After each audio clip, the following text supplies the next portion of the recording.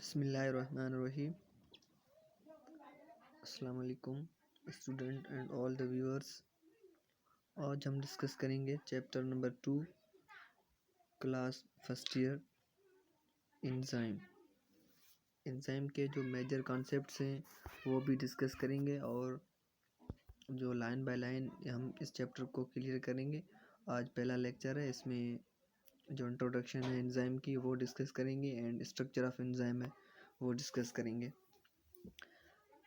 By the way, मैंने जो start किया है ये टीचिंग, ये इसलिए किया है कि बहुत से स्टूडेंट की यह कंप्लेन होती है कि जो टीचर हमको बोर्ड पे जब समझाता है तो वो समझ में आ जाता है, जब हम बुक को ओपन करके जब पढ़ना स्टार्ट करते हैं तो हमें कुछ पता ही नहीं लगता कि सर ने क्या पढ़ा है और यहाँ कुछ और लिखा हुआ है। लेकिन इससे बात नहीं है, जो सर पढ़ाता है वो जो मेजर कॉन्सेप्ट बुक के अंदर होता है वो ही समझाता है, लेकिन जब हम बुक के अंदर पढ़ते हैं तो हमको पता नहीं लग रहा होता कि सर ने कुछ और पढ़ा है, यहाँ कुछ और लिखा हुआ है। नहीं, ऐसी बात नहीं है, बस वही कॉन्सेप्ट होता है, उसको इंग्लिश में पढ़ने में थोड़ी दुश्वारी होती है। इसलिए मैंने कोशिश की है कि जो लाइन बाय लाइन जो भी बुक के अंदर लिखा हुआ है वो मैं आपको ईजीली एंड कंफर्टेबली समझा सकूं, इसलिए मैंने स्टार्ट किया है। तो इसमें जो दिया गया हुआ है मेजर कॉन्सेप्ट, इस चैप्टर के अंदर हम क्या क्या डिस्कस करेंगे और लिखा हुआ है मेजर कॉन्सेप्ट। मेजर कॉन्सेप्ट कौन से हैं?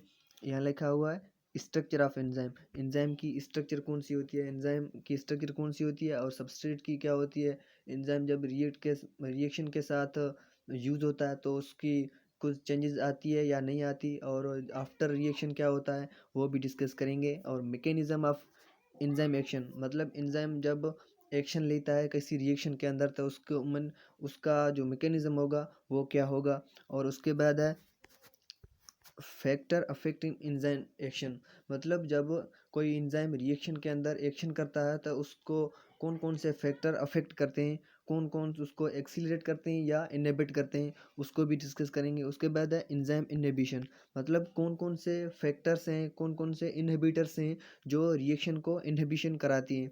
और उसके बाद है एंजाइम क्लासिफिकेशन, एंजाइम को किस बेस पे उसको क्लासीफाई करा जाता है, कौन कौन सा फंक्शन वो करता है एंजाइम। इससे ये है मेजर कॉन्सेप्ट इससे चैप्टर के। तो इससे हम स्टार्ट आगे मज़ीद फॉरवर्ड जाते हैं। क्या लिखा हुआ है, इंट्रोडक्शन। यहाँ पे जो लिखा हुआ है ये एंजाइम का जो इंट्रोडक्शन है वो लिखा हुआ है। एंजाइम कहाँ कहाँ से पैदा होता है, कहाँ कहाँ से इस्तेमाल होता है, कौन कौन सा ये एक्शन करता है, कौन नहीं करता है एक्शन। तो इसके एंजाइम को जो इंट्रोडक्शन है एंजाइम का वो यहाँ लिखा हुआ है। यहाँ लिखा हुआ है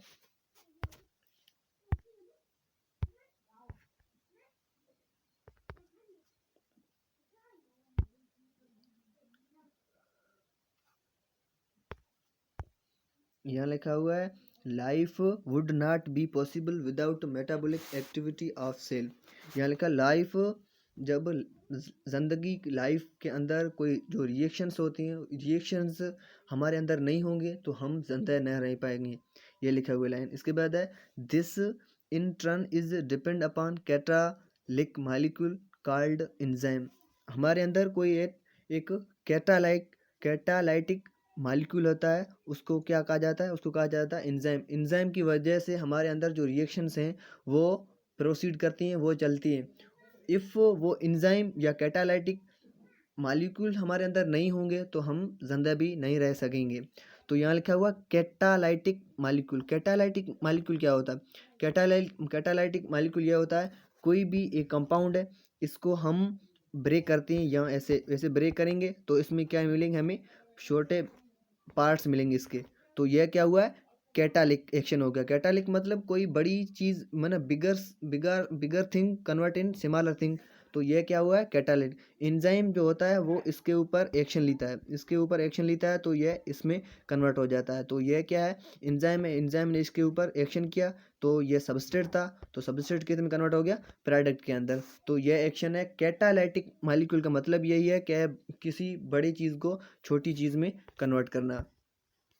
तो यहाँ लिखा हुआ कैटालिक मॉलिक्यूल, यहाँ ऐसे आ सकता है कैटालाइटिक मॉलिक्यूल को क्या कहा जाता है, एंजाइम कहा जाता है। Without enzymes dynamic steady state of cell would cease to exist. यहाँ लिखा है सीज, सीज मतलब स्टॉप, मतलब इफ़ हमारे अंदर जो एंजाइम्स होती हैं, एंजाइम नहीं रहेंगे तो हमारी जो ज़िंदगी है वो एग्जिस्ट ही नहीं करेगी। एग्जिस्ट, सीज, सीज मतलब स्टॉप, मतलब हम ज़िंदा रहना स्टॉप कर देंगे, मतलब हमें ज़िंदा नहीं रह पाएंगे, इसलिए तो एंजाइम के बगैर हम ज़िंदा नहीं रहेंगे, इसी लिखा हुआ है। इसके बाद है life is a mesh work involving perfect coordination of vast majority chemical reaction.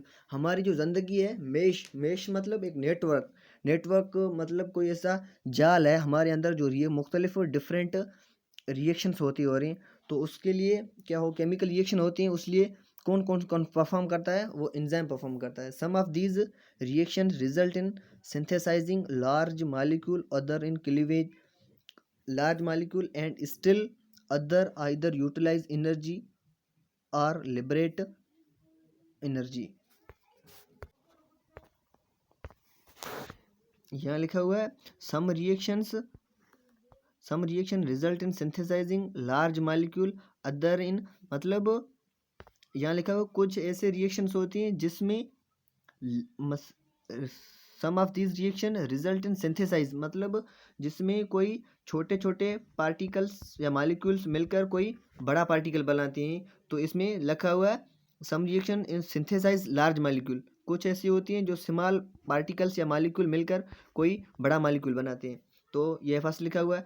Other in cleavage large molecule and still other, मतलब कुछ छोटा मिलकर बड़े बनाते हैं, कुछ ऐसे होती हैं जो बड़े होते हैं वो छोटे छोटे में कन्वर्ट हो जाते हैं, तो यह लिखा हुआ है यहाँ पे।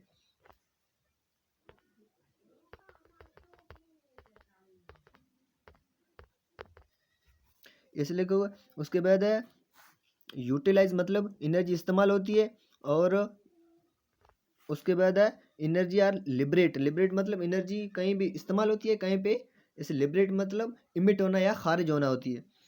All these reaction would occur very slowly at low temperature and atmospheric pressure। यहाँ लिखा हुआ है, यह जो बात लिखी हुआ है ऐसे लिखी हुई है, यहाँ से लेकर यहाँ तक जो लिखी हुआ all these reaction would occur very slowly, यहाँ लिखा हुआ एंजाइम के बगैर जो रिएक्शंस हमारे अंदर होती हैं वो वेरी स्लो होती हैं, मतलब जब एंजाइम हम निकालेंगे हमारे अंदर तो रिएक्शंस जो होंगे वेरी स्लोली होंगे, उसकी वजह से हमारी एनर्जी पूरी नहीं होगी, एनर्जी पूरी नहीं होगी तो हम मर जाएंगे, ऐसे लिखा हुआ है। उसके बाद है the condition under which living cell carry energy, the condition under which living cell carry on their life possess the living system, these reaction proceed extremely at higher rate, extremely high rates। ये लिखा हुआ है, ये लिखा हुआ है जब हम एंजाइम ऐड करेंगे उस रिएक्शन के अंदर तो रिएक्शन वो वेरी फास्ट होगी, वेरी हाई रेट पे होगी। एक्सट्रीमली मतलब ज़्यादा है, वेरी, वेरी किस जगह ये एडवर्ब इस्तेमाल हुआ है।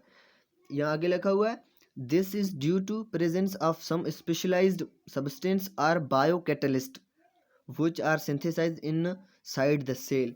यह किसकी बात की गई है, ये एंजाइम की बात की गई है। जो रिएक्शन वेरी फास्ट होती हैं वो किस वजह से होती हैं, वो कैसी सब्सटेंस या बायो कैटलिस्ट की मदद से होती हैं, वो किसी सेल के अंदर बनते हैं, उसको क्या कहा जाता है, उसको क्या कहा जाता है, एंजाइम्स कहा जाता है। यह पॉइंट यहाँ पे लिखी हुई है, बायो कैटलिस्ट यहाँ तक। और आगे लिखा हुआ है the biocatalyst are called, ये एमसीक्यू जा सकता है, the biocatalyst are called enzymes. और एंजाइम की वर्ड मीनिंग क्या है, तो एंजाइम एक इंग्लिश वर्ड नहीं है, एंजाइम जो वर्ड है ये ग्रीक से निकला हुआ वर्ड है, ग्रीक। तो ग्रीक एक लैंग्वेज है, जैसे इंग्लिश है ऐसे ग्रीक लैंग्वेज है, वहाँ से निकला हुआ एंजाइम एक वर्ड है, उसमें हम इंग्लिश में कन्वर्ट करेंगे तो उसका और मतलब निकलेगा इन, मतलब एंजाइम जो वर्ड है दो वर्ड्स का कॉम्बिनेशन, एक इन और एंड है एंजाइम, एड्स इन एंड जाइम। तो इनका मतलब क्या है, इनसाइड, जाइम मतलब यीस्ट, यीस्ट क्या है, यीस्ट एक फंजाई होती है, फंजाई की एक कैटेगरी है यीस्ट। तो एंजाइम की इंग्लिश में माना क्या होगी, इनसाइड यीस्ट, यीस्ट के अंदर।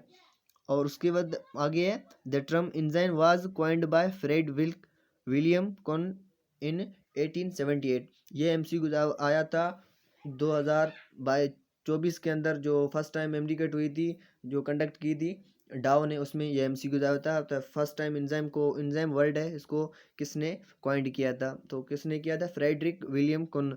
और कब किया था, 1878 के अंदर।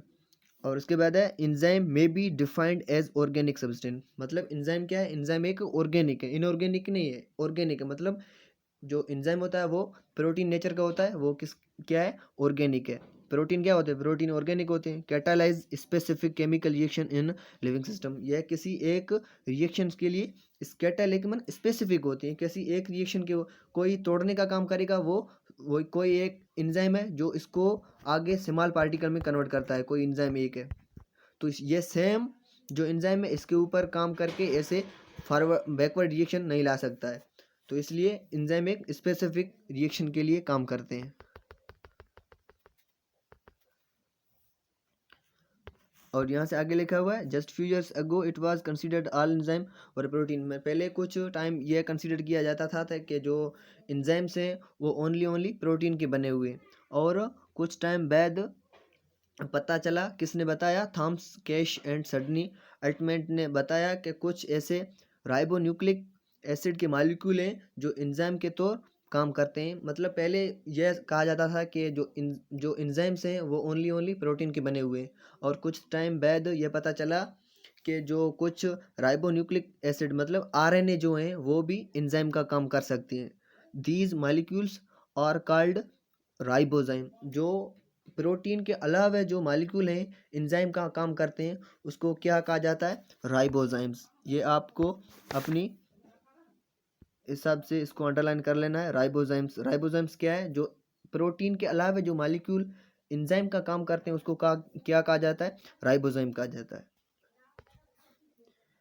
और यहाँ से रिएक्शन जेनेटिक इन्फॉर्मेशन, जो आरएनए होता है वो क्या होता है, आरएनए साइटोप्लाज्म के अंदर होता है और न्यूक्लियस के अंदर भी होता है। जो ये जेनेटिक लिखा हुआ है, जेनेटिक इन्फॉर्मेशन के लिए थोड़ा बहुत इस्तेमाल होता है। जो डीएनए होता है, डीएनए से कॉपी होगी एमआरएनए, एमआरएनए के बाहर जाएंगे आरएनए के पास, और आरएनए, आरएनए के बाद टीआरएनए, उसकी मदद से जो प्रोटीन बनेंगे वो जेनेटिक इन्फॉर्मेशन होती है इसलिए।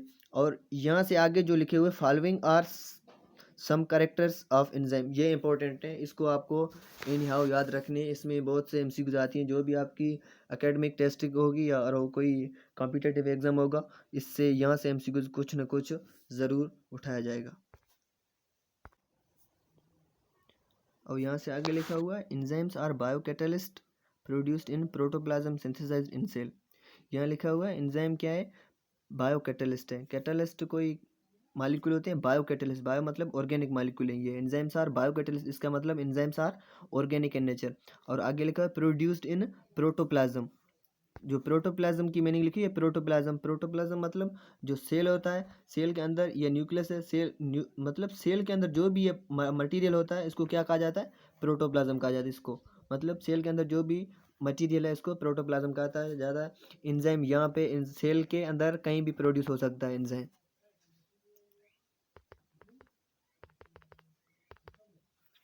और सिंथेसाइज इन सेल, सेल के अंदर पैदा होता है।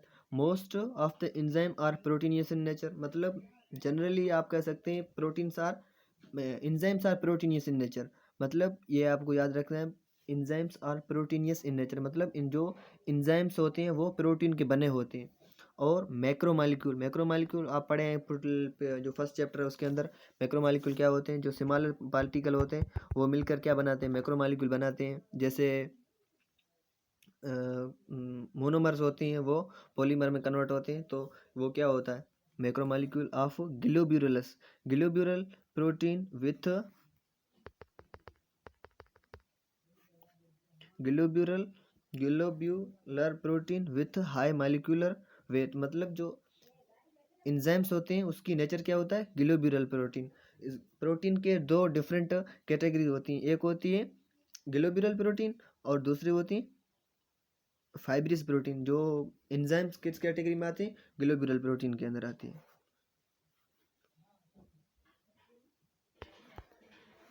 और उसके आगे है most of the enzyme are protein in nature, ये पढ़ लिया हमने। और उसके बाद है they are either consist protein amylase, मतलब कुछ ऐसे एंजाइम्स होते हैं जो ओनली प्रोटीन के बने होती हैं, और कुछ ऐसे होते हैं जो प्रोटीन के अलावा नॉन प्रोटीन के पार्ट्स भी होते हैं। एसिटाइल को मतलब कोई एक एंजाइम है, फॉर एग्जांपल कोई एक ऐसे प्रोटीन है, एंजाइम है, सॉरी एंजाइम है, एंजाइम के अंदर ये प्रोटीन पार्ट है, ये नॉन प्रोटीन पार्ट है। तो ये सारा क्या होगा, ये सारा एंजाइम है, एंजाइम के अंदर प्रोटीन भी है और नॉन प्रोटीन भी है। जो नॉन प्रोटीन होगी उसको क्या कहा जाएगा, कोफैक्टर कहा जाएगा।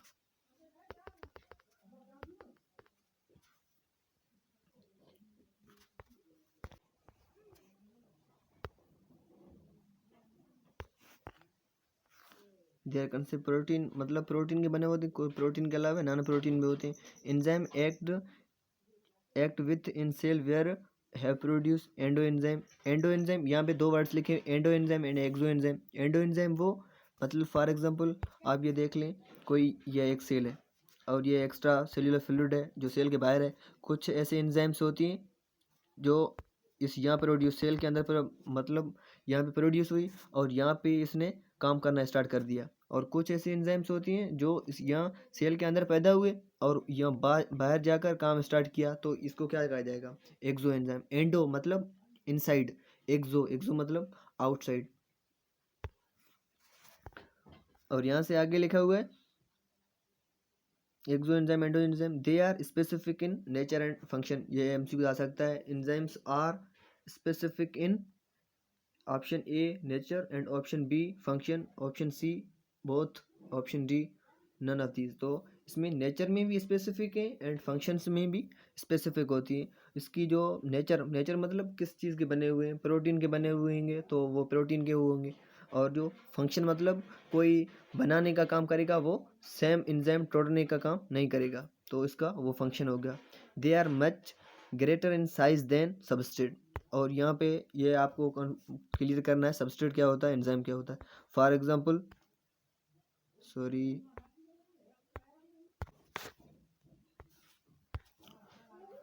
एग्जांपल कोई ये एक एंजाइम है,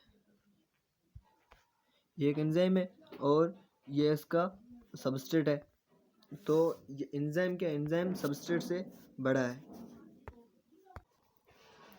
मतलब एंजाइम जो होता है वो सबस्ट्रेट से बड़ा होता है। एंजाइम होगा सबस्ट्रेट और एंजाइम सबस्ट्रेट कॉम्प्लेक्स, उसके बाद enzyme product complex, enzyme product ऐसे होगी रिएक्शन। और उसके बाद है they have a particular site to react with substrate. ये आप देख लें फॉर एग्जांपल